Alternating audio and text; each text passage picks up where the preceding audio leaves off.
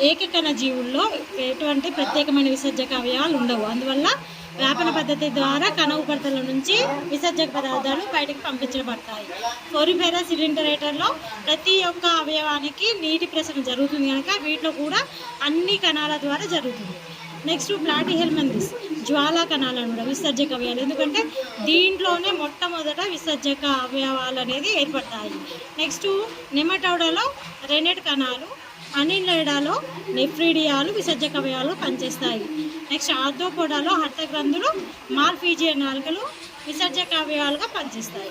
మొలస్కాలో మెటానెఫ్రిడియాలు ప్రత్యేక విసర్జక అవయవాలుగా పనిచేస్తాయి. ఇకైనోడర్మేటాలో జల ప్రసరణ వ్యవస్థ అనేది విసర్జక వ్యవస్థగా పనిచేస్తుంది.